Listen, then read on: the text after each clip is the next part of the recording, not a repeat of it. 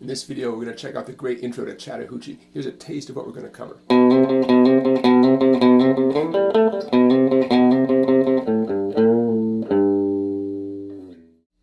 So let's break this down into 7 phrases. And it might sound like a lot, but a few of them get repeated. For instance, the first 2 phrases.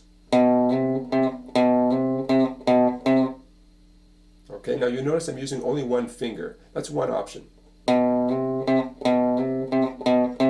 You could use your second finger for the ending, like this.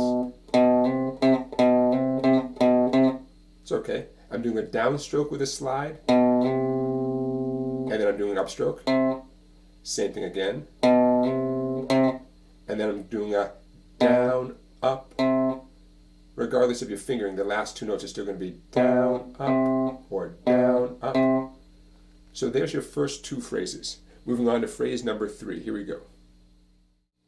Now, a bunch of the following phrases are all based on those first 2 phrases. For instance, here's phrase number 3.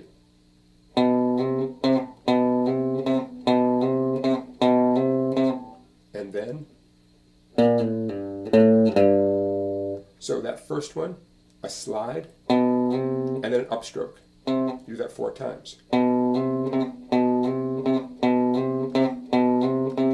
Then the fun part, a double pull-off. It all starts with planting your first finger, 6th string, 3rd fret. Plant it down there, and here comes the double pull-off.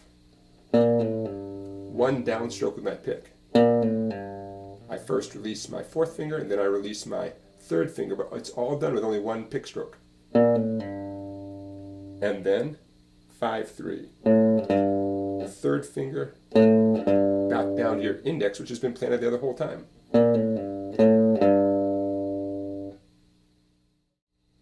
Here comes phrase number 4. This one's especially important because it comes back later as phrase number 6. It starts off just like the previous phrase. 4 of those. Now watch my 3rd finger over here.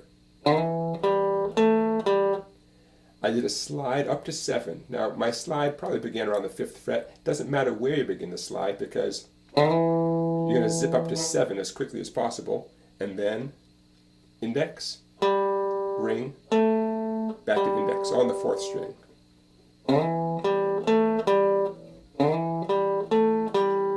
If you haven't done much sliding with your 3rd finger before, get used to it because it's a big part of guitar riffs, of lead guitar, of scales, you name it. You can do a lot by sliding your ring finger around. Phrase number 5 starts off the same as the others, but you don't do the main riff as many times, only twice. Once, twice. Now that's all. Now a down up. And some nice bends in there, right? So we have down, up, down, up. And now a bend and release. I'm going to use all 3 of my fingers. See how my fingers are spaced out there? And then finally. Now that 3-finger bend and release, so important. You know, do you have to use all 3 fingers? No, but it gives you a sense of control. Okay? And by the way, the bend is obvious. The word release means you just let it come back to where it naturally wants to go. Bend and release. So there's phrase number 5. Now phrase number 6, remember, is the same as phrase number 4. I'm going to play it again here for the record, but phrase number 6.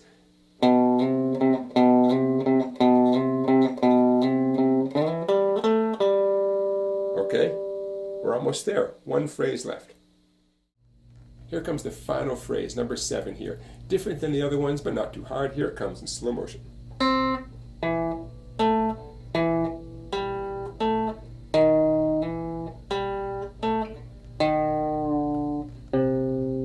And that last note, I'm doing 8 on the 6th string. You could also go 3 on the 5th string. I'll leave it up to you. I've seen it done both ways. Okay, let's talk you through this. We were in 5th position for the most part. That means index fingers will be playing the 5s. Index, then the ring finger doing a lot down there, 7, index, ring. Now here's a hammer-on. Middle finger, 2nd finger planted there, 6 on the 5th string. Ring finger hammers down. Then, now here's where it gets interesting. You're going to do a pre-bend index finger 5 on the 5th string. You're gonna, even before you pluck it, you're gonna tug it down a little bit. When you pluck it,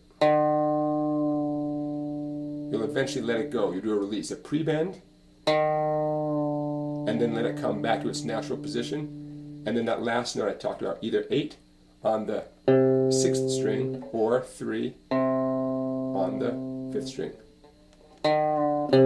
Or, like I said, I've seen it done both ways. And there you go. Great guitar part from Chattahoochee.